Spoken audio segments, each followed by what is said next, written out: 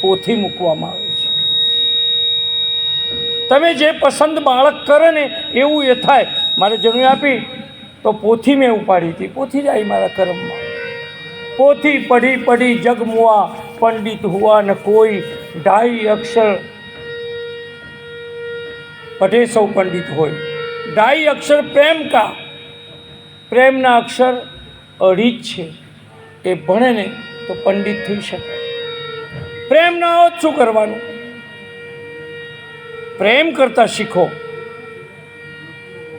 તમારે કેવા પિતા બનવું, કેવા પુત્ર બનવું, કેવા પતિ બનવું, એ આપણને શાસ્ત્ર શીખવાડે છે. લવિંગ કેરી લાકડીએ રામે સીતાને માર્યો, અને ફૂલ કેરે દડુલીએ સીતાએ વેર વાળ્યો. એટલે આપણે ધૂન ગાઈએ, રાધા રાધા કૃષ્ણ રાધા, રાધા રાધા કૃષ્ણ રાધા. એટલે આ તાળી પાડવાથી બાજુવાળાને પવન આવે. તાળી પાડવાથી બાજુવાળું ઊંઘતું હોય તો જાગી જાય. તાળી પાડવાથી પાપરૂપી પંખી ઉડી જાય. રાધા રાધા કૃષ્ણ રાધા,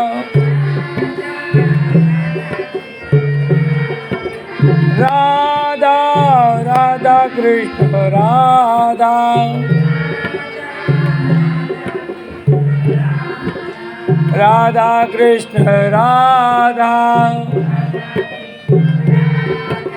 રાધા કૃષ્ણ રાધા. તાળી પાડે એના પાપ ઉડી જાય, પણ ન પાડે એની અંદર બેસી જાય. રાધા રાધા કૃષ્ણ રાધા, રાધા કૃષ્ણ રાધા, રાધા કૃષ્ણ રાધા, રાધા કૃષ્ણ રાધા, રાધા કૃષ્ણ રાધા, રાધા કૃષ્ણ રાધા, રાધા રાધા કૃષ્ણ રાધા, રાધા કૃષ્ણ રાધા, રાધા કૃષ્ણ રાધા, રાધા કૃષ્ણ રાધા, રાધા કૃષ્ણ રાધા. દ્રૌપદી બહુ દયાળુ છે કે એને છોડી મૂકો, કારણ કે અશ્વત્થામા ગુરુનો પુત્ર છે અને બ્રાહ્મણનો છોકરો છે.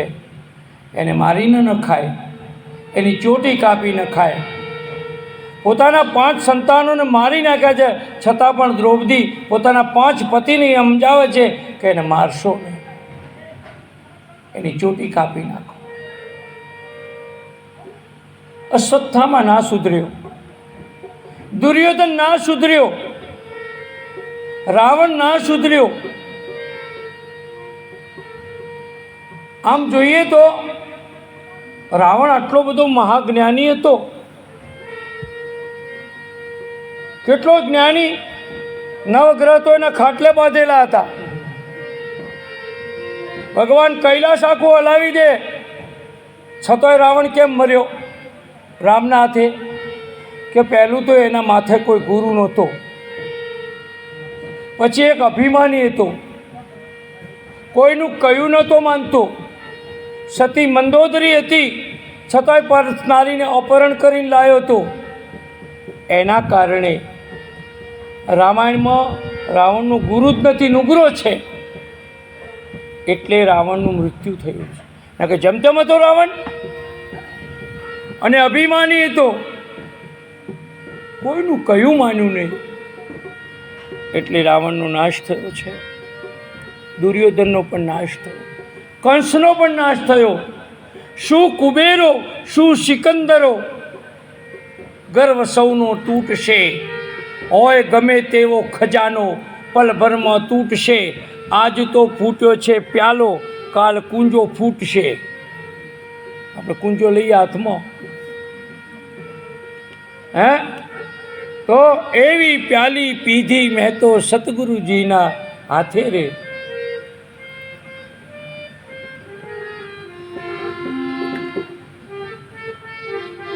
પિતા મારી પ્રીત બંધાણી, પ્રીતમની સંગાથે રે, એવી પ્યાલી પીધી મેં તો સતગુરુજીના હાથે રે.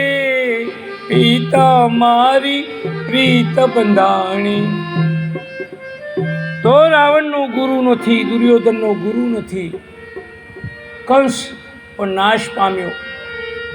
જેની પાસે રામ અને કૃષ્ણ હોય પણ જો સમજે નહીં તો નજીકવાળા નથી સમજતા. સીતાજી રામને સમજી શક્યા, રામ સીતાજીને સમજી શક્યા, કૃષ્ણ રાધાજીને સમજી શક્યા, રાધાજી કૃષ્ણને સમજી શક્યા, દ્રૌપદી એના 5 પતિને સમજી શકી. 5 ગુણને સમજે એ દ્રૌપદી સમજી શકી. 5 પતિ હોવા છતાં પણ એ સતી કહેવાય. એ દ્રૌપદી. પતિ પત્નીનું જીવન કેવું છે? આ સંસાર એક રામાયણ છે. પેલી રામાયણ પૂરી થાય પણ આ સંસારની રામાયણ ક્યારે પણ પૂરી ના થાય. આ સંસાર એક મહાભારત છે, એ કદી પૂરું થાય જ નહીં. ઘણા એમ કે મહારાજ કે અમારા ઘરમાં મહાભારત વચ્ચે ને એટલે ઘરમાં મહાભારત થાય છે. તો કીધું 2-3 મહિના તો થઈ જાય ને વાંચતા વાંચતા, તો એટલી ઘડી ઘરમાં વાહન ખખડવાના જ છે. પછી એમાં તો એનો શું દોષ છે? વેમ મારી નાખે છે. એટલે અહીં કુંતા માતા કેવી મહાન છે કે જેને ભગવાન પાસે કાંઈ ન માગ્યું, દુઃખ માગ્યું કે ભગવાન મને દુઃખ આપો. આપણે સુખ માગીએ છીએ. મને મારે ત્યાં એક બહેન આવી રહી ને તે કે મહારાજ મારો છોકરો કે એન્જિનિયરિંગમાં ભણે છે ને તો પાસ થઈ જાય તો તમારા મંદિરે એક નાળિયેર વધેરી દઈશ. તો તારે એક નાળિયેરમાં તારો છોકરો પાસ કરો જ કીધું? એવી લો ચાલે છે. કોઈ 2-5 હજાર મને આલી જા તો કોઈ તારો છોકરો પાસ કરે પ્રાર્થના કરું. આપણે આપણા છોકરાને એક નાળિયેરમાં પાસ કરવો. જો એક વાત કહું, શ્રદ્ધા કેવી મજબૂત હોવી જોઈએ એની થોડો દાખલો તમને આપું છું. હું કોઈ મહાન માણસ નથી પણ મારી શ્રદ્ધા કમજોર નથી એવું હું કહી શકું. કે અમારે હવે આપણે સાધુ બની નીકળીએ, આપણે કોઈનું સારું તો ઈચ્છે ને. આપણા પૂર્વાશ્રમમાં આકા કાકા મામા કુટુંબ ભાઈ ભત્રીજા હોય એ સુખી રહે. આપણે ક્યાં એમની પાસે ભાગ લેવા જવું છે? એ મારો ભત્રીજો છો ને તે MA B.Ed પાસ થયો વિથ ઇંગ્લિશ, અને એને કોઈ નોકરી જલ્દી આવે નહીં. એટલે અમારા ગામમાં એક માતાજી છે, સુફળ માતા. મેં કીધું જા છોકરાને નોકરી મળે ને તો કીધું 5 કિલો પેડા ખંભાતથી લઈ જઈ અને ત્યાં ચડાવીને પાણી પીશ. ગયો, છોકરાને નોકરી મળી ગઈ એટલે એ પેડા વધેરી આવ્યો, ચડાવી આવ્યો માતાજી. પછી છોકરાને કીધું સારું ઘર મળી જાય, પરણી જાય. હા મારી વાતો કરું તો કીધું પાછા 5 કિલો પેડા કરું. 100 વીઘાની જમીનદારની છોકરી આવી અને MA ભણેલી. એટલે કીધું વધારી જ લો, વધારી જ લો. આપણે દેજ નહીં જોઈતું પણ વધારી તો લ્યો. કે 5 કિલો પાછા પેડા ચડી ગયા. પછી થોડા 2 વર્ષ ત્યારે છોકરાની બહુનું સીમંતનું આવ્યું. તો ભાઈ અમારા ઘરમાં છોકરીઓ વધારે આવેલી છે, વાણીઓને વધારે દીકરીઓ. તે કીધું છોકરાઓ તો પાછા 5 કિલો પેડા કરી દઉં. આ અનુભવની વાત કરું છું. તે પાછા 5 કિલો પેડા માન્યા. તે છોકરો જ આવ્યો. હવે ચોથી બાધા કઈ કરવી એ ખબર નહીં પણ હોંભળે છે અવાજ નક્કી. તે જાઉં ને તે દર્શન કરી આવું છું. તમારી નિષ્ઠા હોય ને, પણ આ દેવને ઘડીકમાં આ દેવને ઘડીકમાં આ